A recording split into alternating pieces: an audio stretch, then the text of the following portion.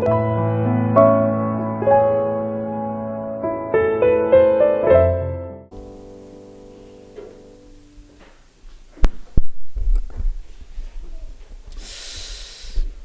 우리 하나님 말씀을 우리 다 같이 보겠습니다. 창세기 41장 37절에서 45절까지의 말씀이 되겠습니다.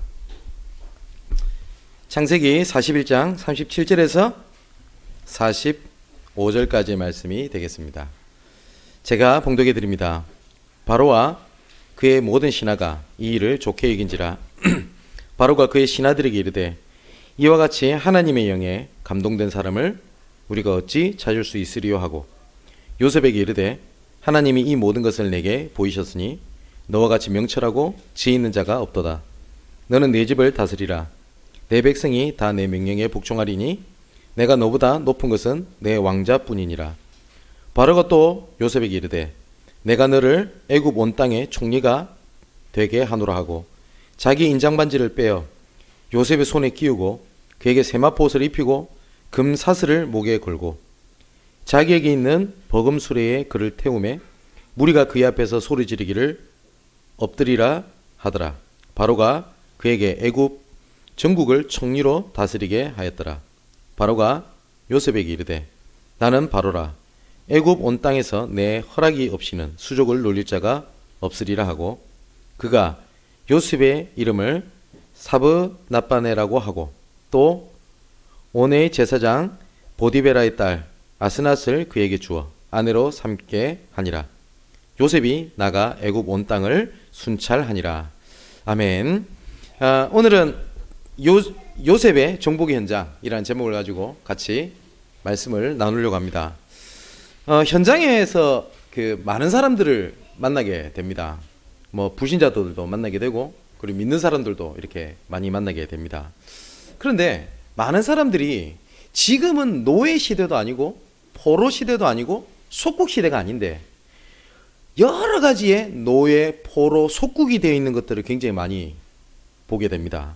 그 어떤 중직자분을 제가 만났는데 이분이 가정 문제 때문에 저한테 이런저런 그 얘기를 하시는 겁니다. 근데 이렇게 상담을 이렇게 하게 되는데 그 이분이 그 자꾸 입버릇처럼 하시는 말씀이 있어요. 뭐냐면 이 세상에서 나만큼 힘든 사람은 없을 거라고. 나만큼 이렇게 가정 문제가 힘든 사람이 없을 거다. 이렇게 말씀을 하세요.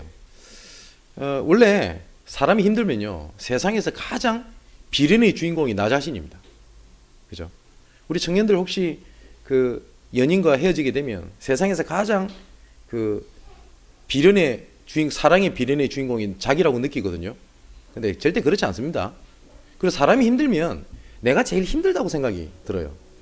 그러다가 어떤 분 한 분을 중직자를 따라 얘기하면서 내가 저분을 내가 아는데 내가 저분처럼 가정을 복음의 가정을 꾸리고 이렇게 응답받고 싶다라고 이 말씀을 하시더라고요. 근데 재밌는 게 제가 그분을 또 잘 알아요. 근데 그분을 얼마 전에 만났는데 이분도 똑같은 얘기 하더라고요. 내가 세상에서 제일 힘들고 뭐가 어떠고 이렇게 얘기를 해요. 그 보세요. 많은 사람들이 이렇게 나도 모르게 다른데 소망을 두고 비교를 하면서요. 노예, 포로, 속국 이렇게 돼서 딱 살아가요. 경제에 너무 어렵다 보니까 나보다 조금 여유 있게 사는 사람들 보면서 그걸 부러워하고 소망을 가지고 그걸 기준으로 이렇게 사람들이 살아갑니다. 그러다 보니까 뭐 누구처럼 아니면 내가 만약 이 부분만 해결된다면 괜찮을 건데 아니면 내가 만일에 그때 그랬었더라면 어땠을까 라고 하는 걸 그런 소망을 가지고 이렇게 살아간단 말이에요. 근데 그게 현실이거든요. 그러니까 절대 해답이 될 만한 소망을 품고 살아가지는 못하고요. 눈에 보이지 않는 소망을 품고 살아갑니다. 내가 이게 없으면 큰일 날 것 같거든요. 당장 내 옆에 이게 없으면 내 인생 끝날 것 같은 거예요. 당장 이것이 내 손에서 떨어져 나가고 내가 옆에 만나는 사람, 이 사람이 아니면 나는 더 이상 희망이 없고 끝날 것 같다는 생각이 드는 겁니다. 근데 절대 그렇지가 않거든요. 하나님께서 우리를 그렇게 부르신 게 아니란 말입니다. 그래서 하나님께서 우리가 힘으로 할 노예, 포로, 속국을 빠져나올 수 있으면 열심히 해라. 최선을 다해라. 네가 하면 된다. 이 말이 맞아요. 하나님이 없다라는 전제하에 하면 된다. 최선을 다해라. 네가 못할 게 없다. 열심히 해라. 이 모든 말은 다 맞아요. 근데 하나님은 살아계시기 때문에 이 말은 다 틀린 겁니다. 그래서 우리 인간에게 절대 불가능을 바꿀 수 있는 희망이 1도 없기 때문에 하나님께서 직접 이 일을 해결하시기 위해서 오신 겁니다. 반드시 대가를 치러야 되거든요. 하나님을 떠나 있는 죄, 그리고 우리가 조그마한 작은 실수, 이거 다 우리가 대가를 다 치러야 돼요. 하나님께서는 죄가 없으신 분이고 완전하신 하나님이기 때문에 우리 인간을 봤었을 때는 큰 죄, 작은 죄 뭐 이렇게 구분을 하잖아요. 하나님 보실 때 큰 죄, 작은 죄가 없어요. 죄를 지었다, 실수했다, 그 대가를 치러야 되고 그 죄의 삭은 사망입니다. 우리가 봤을 때는 뭡니까? 강도짓을 하면 큰 범죄고 조금 작은 거짓말을 하면 뭐 그냥 넘어가도 되고 이랬죠. 그 모든 죄를 하나님은 계수를 다 하십니다. 그러면 살아남을 수 있는 존재가 이 세상에 아무것도 없어요. 그런데 죄를 지으면 반드시 그에 대한 대가를 치러야 되거든요. 방법은 딱 하나입니다. 죽어야 돼요. 근데 하나님께서 우리가 그 문제를 해결할 수 있는 방법은 내가 스스로 그 죄를 짊어지고 내가 죽는 방법밖에 없어요. 망해야 돼요. 근데 하나님께서 우리를 죽이지 않기로 작정을 하신 겁니다. 그래서 하나님께서 직접 이 대가를 치르기 위하여 우리하고 똑같은 육신을 입고 이 땅에 오신 분이 바로 예수 그리스도입니다. 그래서 그 예수 그리스도께서 우리의 모든 대가를 짊어지시고 난 다음에 요한복음 19장 30절에 내가 다 이루었다 라고 말씀을 하셨습니다. 다 끝냈다 라고 말씀을 하셨어요. 나도 모르게 노예, 포로, 속국에 잡혀 있을 수밖에 없는 그거 있죠. 그 대가를 다 예수님께서 십자가에서 다 끝내버린 겁니다. 올해 정복의 현장이라는 언약을 가지고 우리가 쭉 지금 말씀을 확인하고 있고 지금 인도받고 이렇게 있습니다. 정복의 현장이라는 단어가 어떻게 들리십니까? 혹시 내가 하나님의 자녀인데 혹시 내가 작은 것에 아니면 남들이 봤을 때 아무것도 아닌 것에 내가 묶여가지고 내가 좌절하고 넘어지고 그러고 있지 않습니까? 하나님께서 그리스도를 보내어 노예되어 있고 포로되어 있고 속국되어 있는 그 현장에 하나님께서 건져내셨어요. 그게 성경의 역사거든요. 애굽의 노예로 빠져있는 우리를, 이스라엘 백성을 출애굽기 3장 18절에 희생자세를 드리라 하노라. 그 언약을 붙잡았을 때 430년 동안 노예에서 빠져나오게 하셨어요. 포로로 잡혀가지고 여기저기 죽어가는 이스라엘 백성들을 하나님께서 보라 처녀가 잉타의 아들을 낳을 것이요 그 이름을 임마누엘이라 하리라. 그 언약을 붙잡고 성전을 짓게 하십니다. 그래서 이 성전을 짓기 위하여 하나님께서 이스라엘 백성들을 포로에서 빼냅니다. 그래서 이스라엘 백성들이 3차 포로 귀환을 하는데 포로 귀환을 하는 모든 기준이 어디에 있냐? 성전을 회복하는 거였었어요. 그러면 내 인생에 포로 잡혀 있는 것에 유일한 해답은 이게 좀 됐으면 좋겠고 내가 이거 응답을 좀 받았으면 좋겠고 아니면 내가 어떤 사람이 나를 도와줬으면 좋겠다가 아니라 복음 회복하는 겁니다. 로마의 속국이 돼 있단 말이에요. 해결할 수 있는 길이 없는 겁니다. 그래서 그리스도께서 오신 겁니다. 그래서 주는 그리스도시요 살아계신 하나님의 아들이십니다. 이 고백을 했던 전도자 초대교회 사람들을 통해서 로마가 속국이 아니라 로마가 발판 배경이 돼버려요. 그래서 예수 믿으면 병이 낫는다. 예수 믿으면 응답받는다. 예수 믿으면 평안해진다. 예수 믿으면 여러 가지 증거가 온다. 맞습니다. 근데 그보다 더 중요한 것이 뭐냐? 노예, 포로, 속국되어 있는 것이 이제는 정복당한 현장이 아니라 발판이 되고 배경이 되어서 그 현장을 정복의 현장으로 하나님께 이끌어 가신다. 그래서 정복의 현장이라는 단어가 그냥 단어가 아니라 성경 전체의 주제입니다. 자, 내 자신을 보고 내 현실과 세상을 보면 절대 불가능입니다.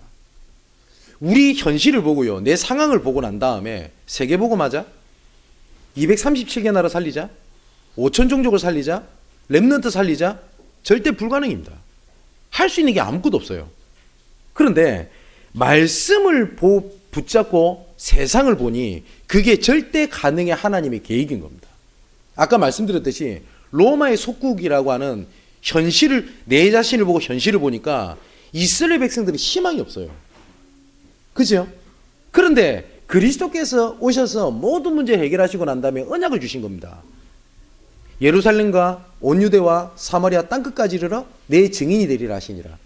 그 말씀을 붙잡고 로마의 속국 현장을 봤더니 로마가 닦았던 모든 길들과 배와 모든 것들이 전 세계에 복음을 증거할 수 있는 하나님의 방법과 도구였지 문제가 되질 않았어요.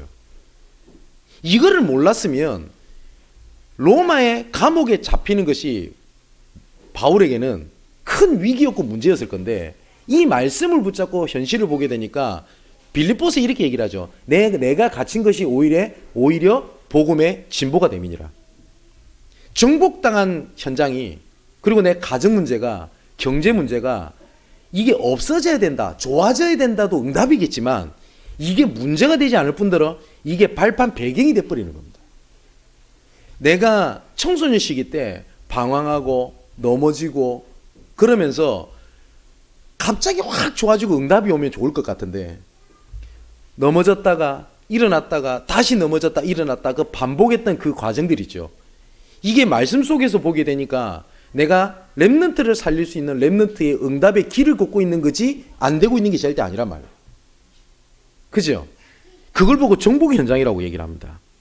그러면 이 말씀의 흐름 속에서 하나님께서는 나에게 계속 말씀을 주시거든요. 그걸 보고 절대 언약이라고 얘기를 합니다. 그러면 이 절대 언약을 딱 붙잡고 있으면 내 수준과 내 능력을 넘어서는 하나님의 능력들이 계속 보여지게 됩니다. 그걸 보고 하나님의 절대 능력이라고 얘기를 합니다. 이 흐름 속에 있으면 어느 날 응답이 오고 있다는 것과 왔다는 사실을 보게 될 거고, 그리고 이 모든 것이 응답의 과정이라는 사실을 보게 될 겁니다. 그걸 보고 하나님의 절대 목표라고 합니다. 이걸 보고 우리가 CVDIP라고 얘기를 하거든요. 이것처럼 하나님께서는 처음부터 우리를 향한 정복의 시작을 가지고 일을 진행을 하셨어요. 창세기 1장 27절 28절을 보니까 하나님께서 우리 인간을 창조하실 때 창조의 원리가요, 첫째 날부터 다섯째 날까지 만물을 창조하시고 난 다음에 여섯째 날 인간을 창조하십니다.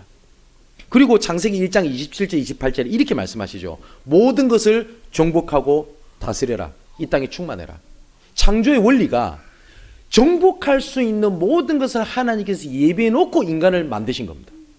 인간을 먼저 창조하시고 난 다음에 내가 능력을 줄 테니까 만들어라. 이거 해라 저거 해라 하고 하면은 내가 뭘 해야 될 것 같은데, 하나님께서는 정복을 할 수 있는 모든 것을 예비해 놓고 하나님께서 인간을 만드셨다니까요. 하나님께서 개척자의 정신으로, 프론티어 정신으로 네가 한번 해봐. 네가 잘하면 할 수 있을 거야. 가정보고마, 그리고 가문보고마, 네가 최선을 다하고 네가 열심히 하면 될 수 있을 거야. 하나님께 그렇게 하신 게 아니에요. 가정보고마, 가문보고마를 하나님이 예비해 놓은 겁니다. 근데 이것이 노예로, 포로로 속국되어 있는 그거를 하나님께서는 발판을 삼아서 가문보고마에 하나님께서 모든 걸 예비해 놓은 겁니다. 보세요. 애굽을 강대국으로 하나님께서 만들어 놓고 난 다음에 하나님께서는 누구를 불렀냐? 오늘 본문에 요셉을 불렀습니다. 요셉을 보고 강대국을 만들으라고 하면은 요셉이 뭘 해야 돼요? 이거를 몰랐던 요셉의 형들은요, 애굽에 쌀을 사러 가야 되고 이 전부 다 고난이었는데, 말씀을 보고 그 애굽의 현실을 봤었을 때 요셉에게는요, 애굽이 정복당한 현장이 아니라 정복의 현장으로 딱 바뀌어 있잖아요. 똑같은 건데 내가 어떤 흐름 속에 있느냐에 따라서 정복당하는 현장이 될 수 있고 정복의 현장으로 바뀌는 겁니다. 자, 하나님께서 아브라함을 하나님이 부르시면서 이렇게 말씀하셨습니다. 창세기 12장 1절 3절에 내가 너를 복의 근원으로 삼겠다. 너를 통해서 만방이 복으로 들어가겠다. 그 여정을 우리가 말씀을 통해서 확인했지 않습니까? 아브라함이 실수하고 아브라함이 또 뭡니까? 여러 가지 연약한 모습 보이고 그렇겠다고 하나님께서 야, 안 되겠다 이렇게 안 하셨죠? 끝까지 하나님께서는 정복의 현장에 이끌어 가셨습니다. 이삭도 보세요. 이삭을 하나님께서 처음부터 렘넌트 이삭에게 뭘 보게 하셨냐? 여호와의 일의 하나님을 보게 하셨어요. 뭘 보게 하셨죠? 하나님께서 모든 것을 준비하셨다. 그죠? 야곱도 마찬가지입니다. 지난주 우리 말씀 받지 않습니까? 야곱이 방황하고 사기치고 잔머리 굴리고 인본주의 썼던 상황입니다. 그리고 도망을 나갔어요. 야곱이 잘하려고 했던 게 아닙니다. 그냥 도망간 겁니다. 근데 여호와 하나님께서 베델의 하나님으로 나타나셨어요. 그리고 야곱이 뭘 보게 되죠? 아, 어디든지 여호와 하나님이 계시는구나. 그때 야곱이 하나님 앞에 소원을 하죠. 베고 잤던 돌에 기름을 붓고 소원을 합니다. 내가 다시 아버지 집에 돌아오게 될 거다. 그때 이 자리가 하나님의 성전이 될 것입니다. 내가 그때 하나님 앞에 제단에 제물을 드리겠습니다. 근데 정말 야곱이 돌아오게 됩니다. 베델로. 그죠? 하나님께서 야곱에게도 정복의 현장을 준비시켜 놓고 하나님께서 일을 진행해 가시는 겁니다. 그런데 사단은 이 하나님의 계획을 막지를 못합니다. 이 사단이. 우리가 하나님의 절대 주권, 하나님의 절대 계획, 이 절대라는 단어를 쓰는 이유는 어떤 것에도 영향을 받지 않는 걸 보고 절대라는 단어를 씁니다. 하나님의 절대 주권과 절대 계획은 사단이 못 막습니다. 근데 우리는 어떻게 생각하냐? 내가 사단에게 속아서 하나님의 계획이 놓치고 무너지고 안 됐다고 하는데 절대 그렇지 않습니다. 그래서 사단은요, 우리를 무너뜨리지 못하기 때문에 사단이 하는 것은 속이는 것 방법밖에 없어요. 이 사단의 속임수와 전략이 뭐냐면 하나님의 언약과 현실이 부딪히게 만드는 겁니다. 그래서 현실이 더 크게 보이게 만드는 거예요. 지금 여러 가지 가정보고만 놓고 기도하고 계시는 분이 계실 겁니다. 아니면 빛의 경제, 아니면 자녀 문제 때문에 렘넌트 운동. 그런데 지금 내가 언약을 붙잡았는데 집에 가니까 낙담이 되고, 직장 현장 가니까 낙담이 되고, 내 통장 현실을 보니까 낙담이 되고, 이렇단 말이에요. 그래서 사단은 이 현실에 딱 빠지게 만들어요. 그렇게 해서 어떻게 하냐? 하나님이 아닌 다른 걸 딱 붙잡게 합니다. 그게 창세기 3장, 6장, 11장입니다. 창세기 3장은 뭐죠? 네가 하면 돼. 네가 하는 천 될 수 있다. 창세기 6장은 뭡니까? 네피림 시대. 그 땅에 큰 거인이 있었고 하나님이 필요 없는 거예요. 창세기 11장은 뭐죠? 우리가 모이자. 우리가 할 수 있다. 하늘에 닿자. 이겁니다. 이 문제가 사도행전 13장, 16장, 19장에 보니까 점술, 무속, 우상이거든요. 여기 계신 분들은 나는 우상 숭배 안 하는데요? 라는 생각이 들 거 아닙니까? 근데 골로새 3장 5절에 보면 탐심은 곧 우상 숭배라고 되어 있거든요. 하나님이 아닌 다른 거에 소망을 두는 겁니다. 제가 만일에 목회자인데 외로워요. 외롭겠죠? 어디 가서 말도 못 하잖아요. 그래서 그럼 소망을 어디다 둬야 되죠? 그래서 하나님께서 나와 함께 계시는 거구나. 여기도 소망인데 여기저기 목사님 찾아다니면서 우리 소통합시다. 내 얘기 좀 들어주세요. 물론 그게 필요할 수도 있겠죠. 그렇게 하고 있다. 어떻게 되겠습니까? 그죠? 근데 우리는 그게 우상숭배라고 생각하지 못하고 하나님이 아닌 다른 거에 소망을 두고 있는 걸 보고 우상숭배라고 얘기를 합니다. 다음 주는 모세 얘기를 보겠죠. 요셉이 있었던 애굽과 모세가 있었던 애굽은 같은 애굽입니다. 그런데 요셉이 있었던 애굽은 하나님께서 요셉을 위하여 어떻게 하죠? 애굽을 축복을 하십니다.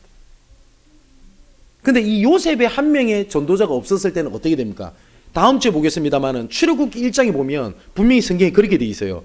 요셉을 알지 못하는 왕이 섰음에라고 되어 있거든요. 이거는 일반 역사에도 나오는 왕입니다. 투트모세 2세입니다. 그 이후로는요, 애굽이 철저하게 무너져 버립니다.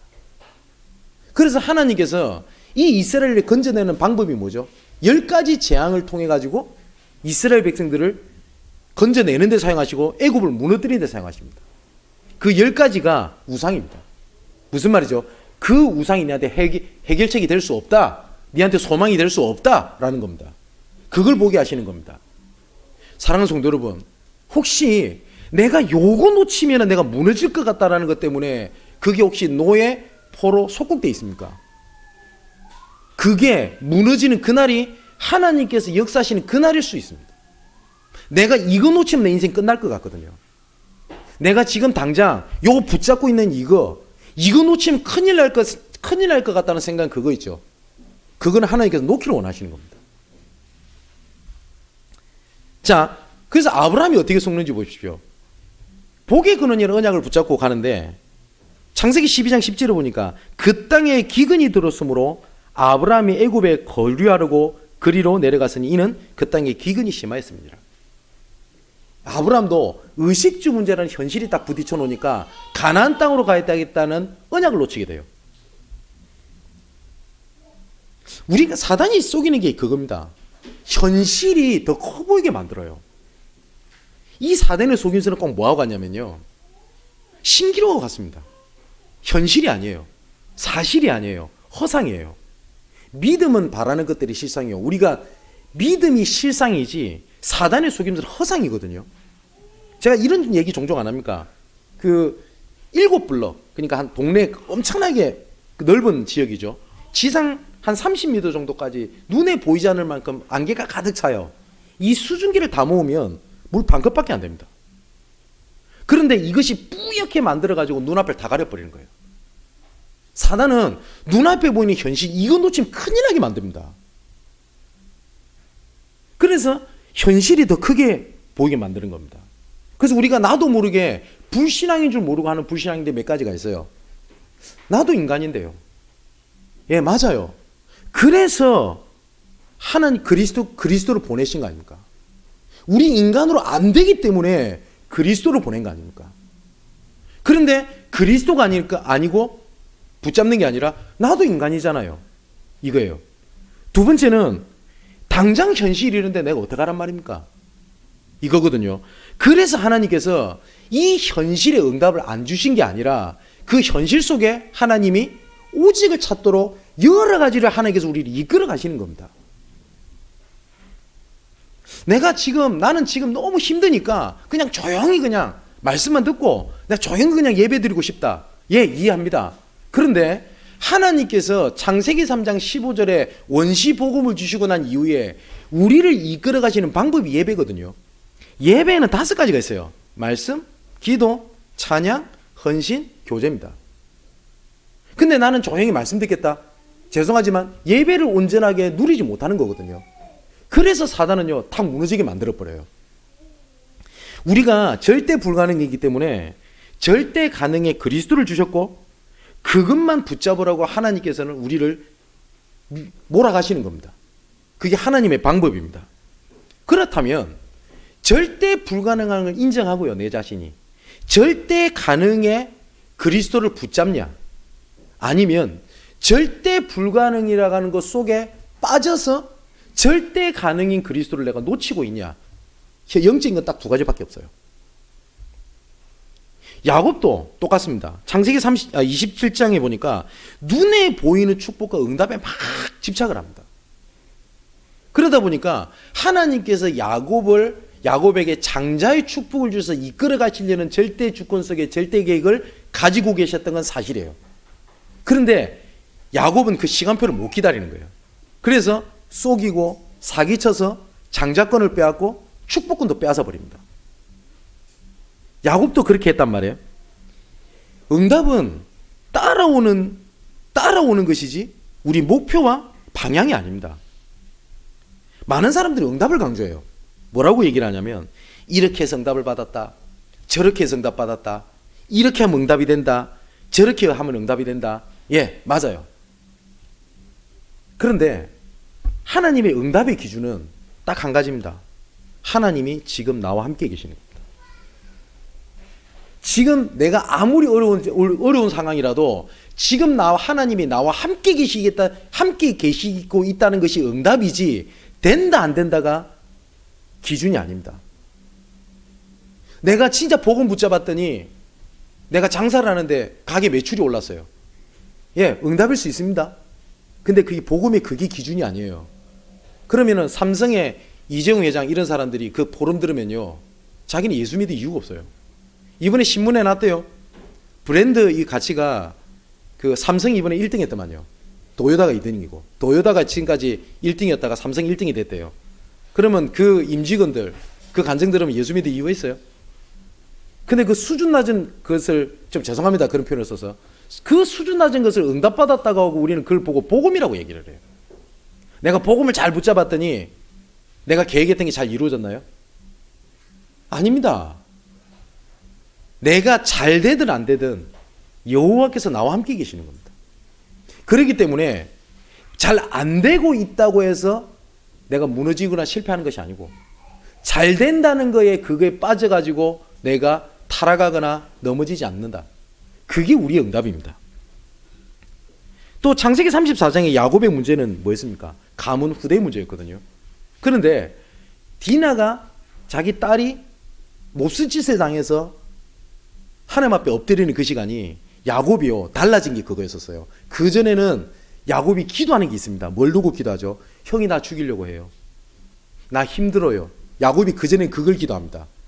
근데 디나 딱 그 일이 벌어지고 난 다음에 야곱이 붙잡는 게 뭘 붙잡냐면, 하나님 우리 딸 어떡합니까? 가 아니었어요. 이제 우리가 베들로 올라가자. 하나님께서 나에게 주셨던 언약의 그때로 돌아가자. 그랬더니 그 일이 어떻게 됩니까? 이스라엘의 축복을 받는 계획이 돼요. 자, 이것처럼 정복의 연장을 성취하시는 하나님이 우리에게 말씀을 주고 계시는 게 있습니다. 이사야 43장 이렇게 말씀하세요. 이전 일을 기억지도 말며 옛날 일을 생각지도 마라. 과거는 지나간 거고요. 과거는 발판이고, 과거는 배경이고, 노예, 포로, 속국이라고 하는 거는 발판이고 배경이지 묶일 이유가 없다라는 거예요. 그래서 이전 일을 기억지도 말며 생각지도 말라. 왜냐? 내가 새 일을 행하겠다. 하나님께서 하신 말씀입니다. 내가 새 일을 행하겠다. 내가 광야의 길을 사막의 강을 내겠다. 광야의 길이 어디 있습니까? 그리고 사막에 어떻게 강이 있어요. 무슨 말이죠? 절대 불가능을 절대 가능으로 바뀌는 일을 내가 진행하겠다. 그래서 하나님께서 뭐라고 말씀하셨냐? 21절에 이렇게 돼 있습니다. 내가 나를 위하여 지었나니. 너희가 잘하고가 아니에요. 하나님께 직접 말씀하신 겁니다. 너는 내가 나를 위해서 내가 너를 창조했어. 다시 말하면 뭐예요? 내가 절대 주권을 갖고 있다. 나의 찬송을 부르게 하려 함이니라. 뭡니까? 내가 하나님께서 원하시는 우리를 부르셨고, 우리를 하나님을 찬송하기 위하여 절대 계획을 가지고 부르셨단 말이에요. 자, 오늘은 요셉 얘기입니다. 요셉을 통해서 정복의 현장을 시작을 하나님께서 하셨어요. 창세기 37장에 보니까 하나님께서 요셉에게 처음부터 언약을 주시고 일을 진행을 하십니다. 여기서 요셉이 확실하게 붙잡았다 이전에요. 그것도 맞겠지만 이전에 하나님께서 언약을 확실하게 주셨고 요셉을 확실하게 붙잡도록 하나님께서 응답을 하신 겁니다. 우리가 믿음으로 구원을 받았다고 하지 않습니다. 뭐냐? 은혜로 말미암아 믿음으로 우리가 구원을 받은 겁니다. 우리가 믿어서 구원을 받은 게 아니고요. 하나님의 은혜로 말미암아 믿음으로 구원을 받은 겁니다. 믿은 것도 하나님의 은혜지 우리가 믿은 게 아닙니다.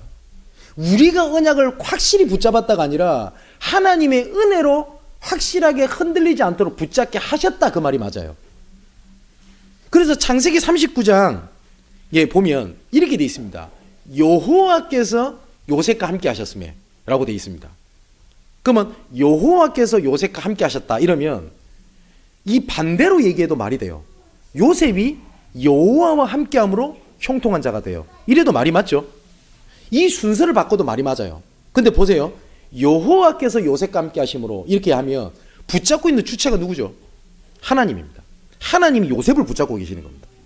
근데 요셉이 여호와와 함께함으로 이러면 요셉이 여호와 하나님을 붙잡고 있는 겁니다. 근데 성경은 여호와께서 요셉과 함께, 여호와께서 야곱과 함께, 그죠? 여호와께서 모세와 함께 하셨지 아브라함이 여호와와 함께 했던 것이 아닙니다.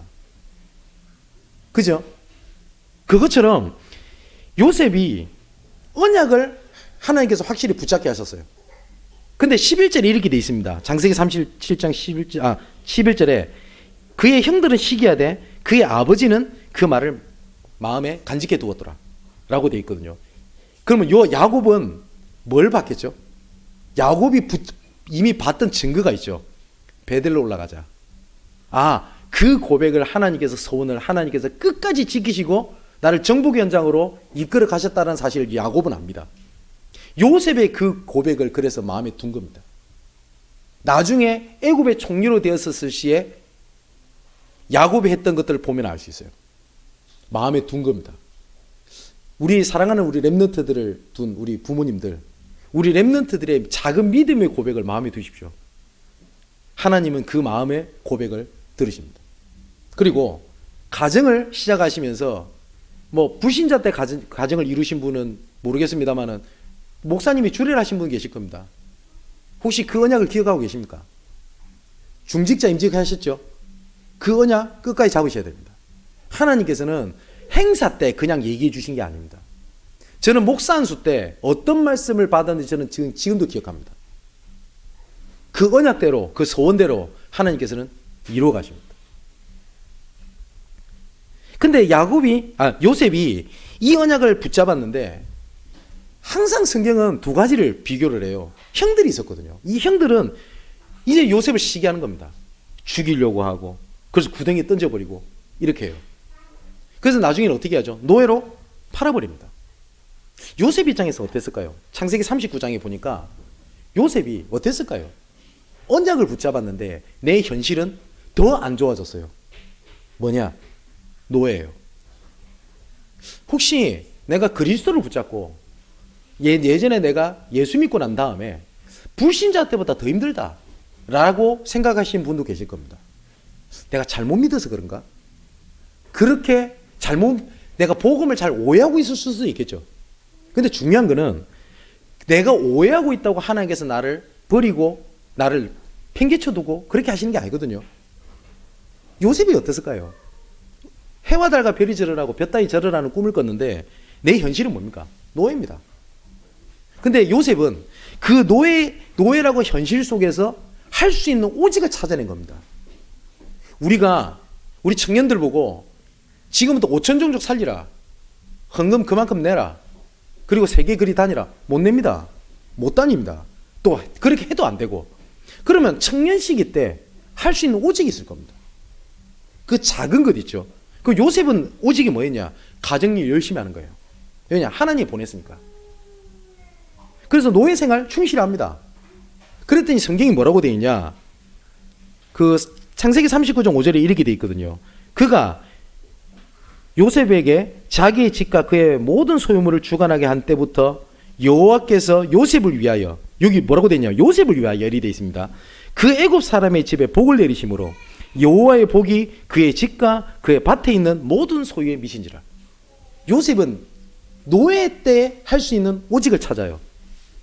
또 감옥을 가게 됩니다. 창세기 40장이 나오죠. 그러면 감옥에 갔을 때 할 수 있는 요셉의 오직은 뭐였냐? 옆에 있는 사람 도와주는 오직이었어요. 근데 그게 작은 것 같잖아요. 이 작은 것 같은데 이게 나중에 완성된 응답으로 옵니다. 하나님의 자녀가 정말 중요하게 보셔야 될 게 있어요. 우리가 봤을 때 눈에 크고 막 엄청난 증거가 일어나고 기적이 일어나고 그게 우리 관심이 있는데, 물론 그것도 하나님께서 그렇게 하십니다. 근데 우리가 전도자가 받는 축복이 뭐냐면 꼭 이거 같아요. 길거리에 볼트, 너트 막 이런 나사들이 막 흩어져 있어요. 이걸 주머니에 막 주워 담는 겁니다. 그냥 작은 거니까 어쩌면 가치가 없죠. 그래서 집에 와가지고 꺼내보니까 시계가 딱 만들어져 있더래요. 이걸 보고 뭐라고 얘기하냐? 전도자가 누릴 축복. 작은 것들을 소중히 여기는 겁니다. 말씀의 흐름 속에서 내가 작은 고백하는 거 있죠. 이걸 소중히 여기고 있으면 정복의 여정 속에 완성된 응답으로 보여지게 됩니다. 근데 그걸 놓치면 이것 갖고 되겠나? 이렇게 나오는 거예요. 자, 드디어 하나님의 시간표가 왔습니다. 그게 오늘 본문이죠. 38절에 이렇게 되어 있습니다. 하나님의 영에 감동된 사람을 우리가 어찌 찾을 수 있으리요? 요셉이 자기 PR을 한 것도 아닙니다. 그죠? 결과론적으로도 얘기를 해도 감옥 안 갔으면 어쩔 뻔했어요. 그죠? 노예로 안 팔렸으면 어쩔 뻔했습니까? 그게 전부 다 뭐예요? 하나님의 절대주권이었어요. 그래서 하나님의 절대 주권 속의 절대 계획을 요셉이 인정하는 겁니다. 창세기 45장에 형들을 딱 만났어요. 그때 했던 말이 있죠. 나와 우리 가정을 구원하시기 위하여 나를 애굽에 앞서 보낸 거지 형들이 나를 팔려고 하거나 죽이려고 했던 게 아닙니다. 뭐죠? 모든 것을 하나님의 계획으로 봤어요. 나중에 야곱이 죽어요. 이 형들이 이제 또 겁이 난 겁니다. 아버지가 있으니까 우리를 살려줬을 건데 이제 아버지 돌아가셨으니까 요셉 저거 이제 우리 건드리는 거 아니야? 라고 떨어요. 요셉이 또 그걸 또 보게 됩니다. 그래서 창세기 50장 15절에서 21절에 나오는데요. 특히 20절 21절에 보니까 당신들은 나를 헤아려 하였으나, 형들에게 하는 말입니다. 하나님은 그걸 선으로 바꿨다. 그리고 오늘과 같이 많은 백성의 생명을 구원하게 하시려 하셨나니 당신들은 두려워하지 마소서. 내가 당신들과 당신들의 자녀를 기르리이다 하고 그들의 간곡한 말로 위로하였더라. 용서했다도 아닙니다. 위로했다라고 되어 있어요. 그 모든 것을 뭘로 봤다고요? 하나님의 계획으로 봤어요. 정복당한 현장이 아니었습니다. 정복의 현장이었습니다. 그러면 요셉이 했던 기도를 한번 보겠습니다. 요셉이 기도를 누렸겠죠.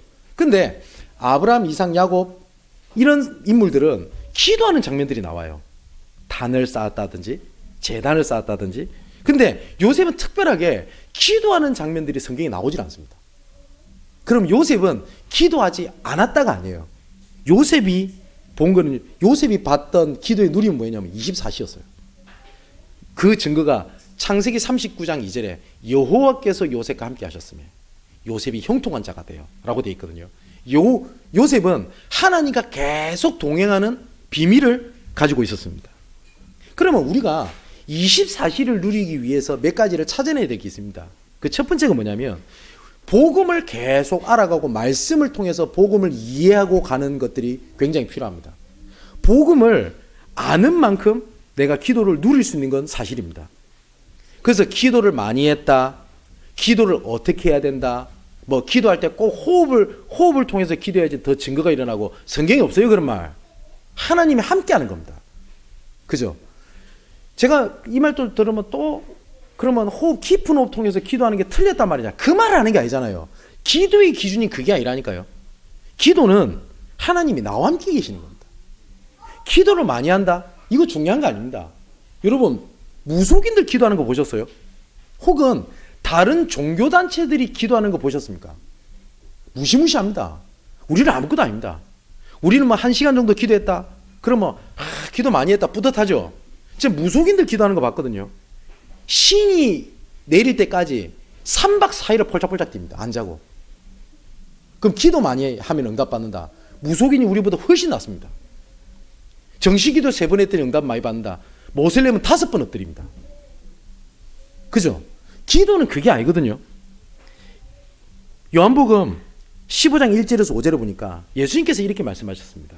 너희가 내 안에, 내가 너희 안에 거하면 무엇인지 구해라. 그죠?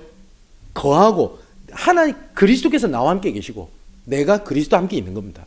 그러면 열매를 맺게 된다. 하나님과 24시 함께하는 비밀이 있는 거예요.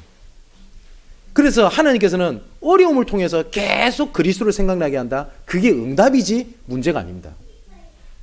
그죠? 여러 가지 사건이 이루어져요. 그래서 우리가 계속 그리스도를 붙잡을 수 있다?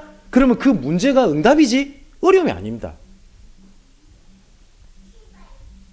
자, 그래서 그 보좌의 능력으로 하나님께서 함께 하시는데, 보좌에 앉으신 하나님이 우리 아버지 되십니다. 시편 11편 4절에 여호와께서는 그의 성전에 계시고 여호와의 보좌는 하늘에 있으며 그의 눈이 인생을 통촉하시고 그의 안목이 그들을 감찰하셨다. 시공간을 초월하는 하나님의 능력이 우리 함께 계십니다. 시편 103편 19절 22절에 보니까 이렇게 되어 있습니다. 여호와께서 그의 보좌를 하늘에 세우시고 그의 왕권으로 만유를 다스리신다. 그리고 능력이 있어 여호와의 말씀을 행하며 그의 말씀의 소리를 듣는 여호와의 천사들이여 여호와를 송축할지어다. 그에게 수종들며 그의 뜻을 행하는 모든 천군이여 여호와를 송축하라. 여호와의 지으심을 받고 그가 다스리시는 모든 곳에 있는 너희여 여호와를 송축하라. 내 영혼아 여호와를 송축하라. 시공간을 초월하는 하나님의 보호자의 능력이 우리와 24시 함께 계시고 관련된 모든 것의 보호자의 능력으로 함께 하시는 겁니다. 우리는 이렇게 보일 수가 있어요. 아무것도 못하는 절대 불가능한 상태라서 하나님 앞에 엎드려 있잖아요. 보잘것 없고 나약해 보이는 것 같죠. 스코틀랜드에 그 종교개혁자인 존 낙사가 이런 얘기를 합니다. 기도하지 않는 한 민족보다 기도하는 한 개인이 더 강하다 그랬어요. 내가 아무것도 할 게 없어서 엎드려 있는 것이 나는 가장 보잘것없는 시간이 아니라 하나님의 보좌가 움직이는 시간입니다. 그때부터 어떻게 되냐? 나를 통해 하나님께서 어떻게 하냐? 빛을 비추게 되는 겁니다. 그리고 이 빛이 말라기 4장 2절 3절에 보니까 내 이름을 경외하는 너희에게는 공의로운 해가 떠올라서 치료하는 광선 빛을 비추게 될 것이다. 그죠? 치유되는 하나님의 능력이 일어날 거다. 그리고 이사야 60장 1절 2절을 보십시오. 일어나라 빛을 발하라. 이 빛이 내게 이르렀고 여호와의 영광이 내게 이르렀다. 이 언약을 붙잡았을 때 하나님께서 저 모든 만방에서 내 후대들이 내 자녀들이 몰려올 것이고, 왜냐? 그때는 포로 시대였거든요. 포로가 돼서 내 자녀들을 다 뿔뿔이 흩어지고 다 도망가 버리고 다 잃어버리게 된 겁니다. 일어나서 빛을 발하는 그 순간 네 자녀를 네 품에 안기게 될 것이다 라고 하나님께서 약속을 하신 겁니다. 그래서 이 보좌를 움직이는 성삼위 하나님의 능력을 움직이는 기도가 있습니다. 영력, 지력, 체력, 경제력, 인력, 이게 오력이라고 얘기를 하거든요. 이 시간 하나님 내 현실을 넘어서는 나에게 영적인 힘을 주옵소서. 영력. 하나님 지극히 선한 것을 분별하라고 하셨는데 사람을 살리고 그리고 교회를 살리고 나를 살리고 현장을 살릴 수 있는 지혜를 나에게 허락하여 주옵소서. 세계복음화를 위하여 헌신하고 렘넌트를 위해서 뛸 수 있는 하나님 나에게 건강을 회복시켜 주옵소서. 세계복음화를 위하여 전도자를 도울 수 있는 경제력을 회복시켜 주옵소서. 이 모든 응답을 위하여 하나님께서 나에게 만남을 주실 것인데 사람에 대한 상처를 넘어 만남의 축복을 주옵소서. 이걸 보고 오력이라고 얘기를 합니다. 이때 하나님께서 나에게 주신 신분과 권세가 그때부터 회복되기 시작을 하고요. 그때부터 보여지는 게 있습니다. 24시 나와 함께 계시는구나. 내가 보지 못하는 응답을 주시는구나. 25시. 그 응답이 우리 후대들에게 영원히 남습니다. 영원. 이거를 놓고요. 내가 이 기도를 누릴 수 있는 자기 나름대로의 집중과 스케줄을 가지는 겁니다. 기도를 많이 하는 것보다 중요한 게 고요한 시간이 중요해요. 지난주에 말씀드렸죠. 야곱이 3번 하나님 앞에 홀로 하나님 앞에 엎드리는 시간이 있었다고요. 가장 위기가 3번 있었는데 그 일이 가정복음화, 경제복음화, 세계복음 응답을 받았다고 말씀드렸잖아요. 가장 내가 홀로 있었을 때 혼자 잡생각이 나고 우울한 생각이 들고 나는 안 되는 것 같다는데 현실이 보여지는 그 시간을 여호와 하나님께 집중하는 반대 스케줄로 짜는 겁니다. 그래 놓고 요 야곱이 기도했던 것처럼 우리 딸이 이랬어요 라는 기도가 아니라 말씀에 집중하는 시간입니다. 내 생각과 내 마음을 내려놓는 시간이에요. 얼만큼요? 감사가 회복될 만큼. 이제 결론을 맺으려고 합니다. 우리를 향해서 하나님께서는 정복의 현장을 계속 이끌어 가십니다. 아브라함, 이삭, 야곱, 오늘 요셉까지 확인했습니다. 최대한 이것을 설명할 수 있는 성경에 있는 모든 인물들을 가지고 올 한 해 동안 계속 한번 찾아보려고 합니다. 자, 예레미야 13장 16절에 이렇게 되어 있습니다. 여호와의 말씀이니라. 너희가 이 땅에서 번성하여 많아질 때에는 사람들이 여호와의 언약궤를 다시는 말하지 아니할 것이요, 생각하지 아니할 것이요, 기억하지 아니할 것이요, 찾지 아니할 것이요, 다시는 만들지 아니할 것이다. 때가 되면 언약궤를 찾거나 그게 기준을 두지 않겠다는 거거든요. 누가 그러대요? 이 세상에서 가장 비싼 보물이 언약궤래요. 언약궤가 사라졌으니까. 그러면 누가 그럽니다. 기독교와 천주교의 종교 전쟁이 일어날 거다. 그 말도 안 되는 소리를. 언약궤 찾든가 말든가 상관없어요. 그죠? 이 언약궤 대신 그리스도께서 우리 마음속에 계시는 거지 언약궤 중요한 게 아닙니다. 그럼 무슨 말이에요? 정복의 현장인 언약을요 내 마음에 담는 겁니다. 그리고 내 생각이 담는 겁니다. 그리고 내 영혼에 담는 겁니다. 그래 놓고 찾는 겁니다. 내 정체성이 어딥니까? 마태복음 5장 13절에 우리를 빛이라 그랬거든요. 빛이, 소금이 맛을 잃어버렸어요.